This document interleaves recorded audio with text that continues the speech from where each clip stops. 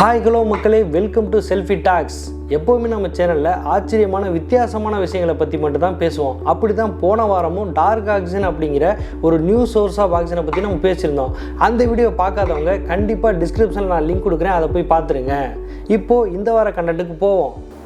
இந்த வார கண்டென்ட் என்ன அப்படின்னா, ஓப்பன் ஏர் பிரிசன், அதாவது திறந்த வெளி சிறைச்சாலை. அப்படின்னா ஆபரேஷனா? ஒரு குற்றவாளி குற்றம் செஞ்சுட்டு சிறைக்குள்ளே போனாலே என்னெல்லாம் ஞாபகத்துக்கு வரும்? முட்டிக்கு முட்டி தட்டி கழுத்திங்க வைப்பாங்க, சீக்கிரமாக வெளியே வர முடியாது. ஒரு 10 ரூமில் 10 பேர் அடைச்சி வச்சுறாங்க, அடிக்கடி வீட்டில் உள்ளவங்கள பார்க்க முடியாது. போலீஸு பயங்கரமாக அடித்து பின்னி எடுத்துருவாங்க. உள்ள சில ரவுடிங்கனால அடிக்கடி சண்டையும் வந்துக்கிட்டு இருக்கோம். இப்படி தான் இவ்வளோ நாளாக நம்ம கேள்விப்பட்டிருப்போம்.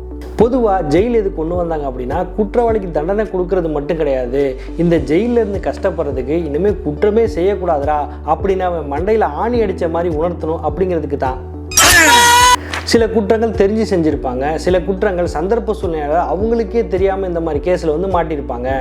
அப்படி தெரியாமல் ஜெயிலுக்கு வந்தவனும் உண்மையான குற்றவாளியை போலவே தண்டனை அனுபவித்து தன்னோட பாதி வாழ்க்கையை இங்கேயே கழிக்கிற மாதிரியான நிலைமை ஏற்பட்டுருது. ஜெயில் எது கொண்டு வந்தாங்க அப்படின்னா, குற்றவாளிக்கு தண்டனை கொடுக்கறது மட்டும் கிடையாது, இனிமேல் குற்றம் எது செய்யாமல் அவனை நல்வழிப்படுத்தணும் அப்படிங்கிறதுக்கு தான்.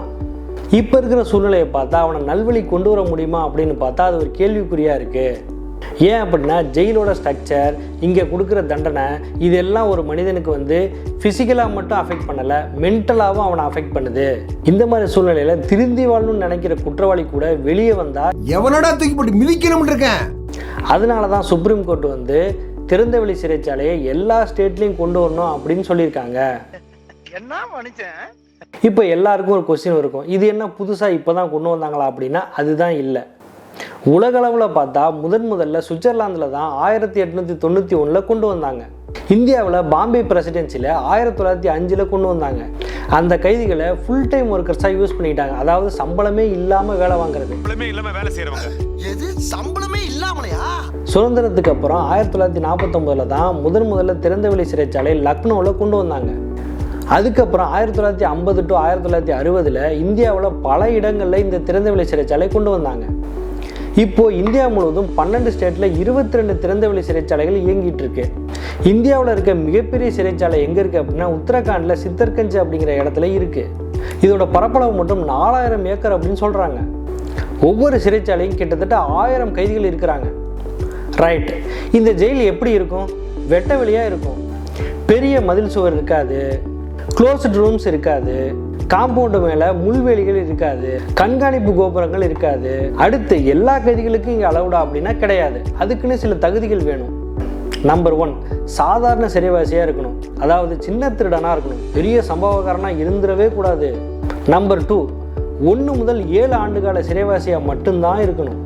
ஒருவேளை அவன் சாதாரண சிறைவாசியாகவும் 1 முதல் 7 ஆண்டுகால சிறைவாசியாகவும் இருந்தாலும் அவனோட கேரக்டர் சரியில்லை அப்படின்னா கண்டிப்பாக இங்கே வர முடியாது. நல்ல குணநலன் இருக்கணும். ஒருவேளை இங்கே வர்ற வரைக்கும் நல்ல குணநலன் உள்ளவனாக இருந்துட்டு உள்ளே வந்ததுக்கப்புறம் வேலையை காட்ட ஆரம்பிச்சான்னு வச்சுக்க, வெளுத்து வாங்கி மறுபடியும் பழைய சிறையிலே அடைச்சிருவாங்க. அடுத்து பெண் கைதியாக இருக்கவே கூடாது, 21 வயசுக்கு மேலே தான் இருக்கணும். இவனுக்கு வேறு எந்த கேஸ்லையும் பெண்டிங் இருக்கவே கூடாது. அடுத்து இவங்களுக்கு இருக்கிற சலுகைகளை பற்றி பார்ப்போம். மினிமம் செக்யூரிட்டிஸ் தான் இருப்பாங்க. ஃப்ரீயாக உள்ள கைதிகிட்ட பேசலாம், படிக்கலாம், ஸ்கில்ஸ் ஏதாவது அப்டேட் பண்ணிக்கலாம். அவங்க கவலைகளை சொல்லி பெணாத்துறதுக்கு ஸ்பெஷல் ஆஃபீஸர்ஸ் இருப்பாங்க, அவங்கக்கிட்ட சொல்லி பெணாத்தலாம். அவங்களுக்கு மெடிக்கல் ட்ரீட்மெண்ட் இருக்குது. ஃபுட்டில் பார்த்தீங்கன்னா 100 கிராம்ஸ் எக்ஸ்ட்ரா கொடுப்பாங்க. இந்த இடம் தான் த்ரில்லிங்கான இடம். அதாவது ஒருவேளை பீடி குடிக்கிறவனா இருந்தால் ஒரு நாளைக்கு 6 பீடி வரைக்கும் கொடுக்குறாங்க. ஒரு 8 நாள் பீடி கொடுத்தா தம்பி என்ன பீடினே? பூமார்க்கு பீடி கொடு. அடுத்து ஓப்பன் டு பப்ளிக், அதாவது பொதுமக்கள் கூட அவங்களுக்கு கொடுக்குற டைமில் உள்ளே வந்து சிறை கைதிகிட்ட பேசலாம். நாங்க ஏண்டா நடுச்சாமத்தில் சுடுகாட்டுக்கு போகணும். அடுத்து ஃபேமிலி மெம்பர்ஸை சந்தித்து பேசலாம். இவங்க 24 மணி நேரத்தில் 12 மணி நேரம், அதாவது காலை 6 மணிலேருந்து மாலை 6 மணி வரைக்கும் ஓப்பன் ஸ்பேஸில் இருக்கலாம். திரும்ப மாலை 6 மணிலேருந்து அடுத்த நாள் காலையில் 6 மணி வரைக்கும் செல்லுக்குள்ளே இருந்தால் மட்டும் போதும். ஒருத்தருக்கு 3 வருட சிறை தண்டனை அப்படின்னு வச்சுக்கிட்டா 1.5 வருடம் மட்டும் சிறைக்குள்ளே அனுபவிச்சா போதும், மீதி 1.5 வருஷம் வீட்டுக்கு போய் அனுபவிக்கலாம். அவங்களுக்கு கொடுக்குற வேலை அப்படின்னு பார்த்தீங்கன்னா, கைத்தறி, கைத்தொழில், செருப்பு தைக்கிறது, தையல் தைக்கிறது, வெல்டிங் பண்ணுறது, பேக்கரி ஐட்டம்ஸ்லாம் கூட பண்ணுறாங்க. இப்போ ரீசெண்டாக கூட புழல் சிறைக்கு வெளியில் வந்து ஒரு ஸ்டாலே போட்டாங்கன்னா பார்த்துங்களேன். அடுத்து விவசாயம் கூட பண்ணுறாங்க. இங்கே கொடுக்குற சலுகையெல்லாம் பார்த்துட்டு சில பேர் நீண்ட நாட்களாக தண்டனை அனுபவித்து தன்னுடைய வாழ்க்கையை இழந்தவங்க, குடும்பங்கள் இல்லாதவங்க, இவங்கெல்லாம் இனிமேல் வெளியில் போய் நம்ம என்ன பண்ண போகிறோம், இங்கேருந்து தன்னுடைய வாழ்க்கையை ஓட்டிடுவோம் அப்படின்னு சொல்லிட்டு தன்னுடைய தண்டனை காலம் முடிஞ்சதுக்கப்புறமும் இங்கே கழிச்சவங்களும் இருக்கிறாங்க.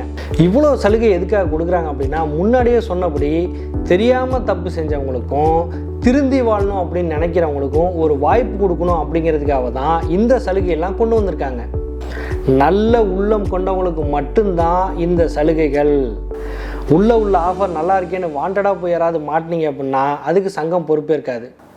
நல்ல குணநலன் உள்ள ஒரு மனிதன் வந்து தெரியாமல் ஜெயிலில் மாட்டிக்கிட்டா அவனுக்கான ஒரு நல்ல விஷயத்தை பற்றி தான் இன்றைக்கி நம்ம பேசியிருக்கோம். ஸோ இந்த விஷயத்தை பற்றி இதுக்கு முன்னாடி யாருக்காவது தெரிஞ்சிருக்கு அப்படின்னா கண்டிப்பாக நீங்கள் கமெண்ட் பாக்ஸில் கமெண்ட் பண்ணுங்கள். இது போன்ற ஆச்சரியமான வித்தியாசமான தகவல்களை கண்டிப்பாக நம்ம சேனலில் வந்து நீங்கள் பார்க்க முடியும். மீண்டும் ஒரு சிறப்பான ஒரு செய்தியுடன் உங்களை நான் சந்திக்கும் வரை உங்களிடமிருந்து விடைபெறுவது உங்கள் செல்ஃபி டாக்ஸ். தேங்க்ஸ் பாய் மக்களே, பாய்.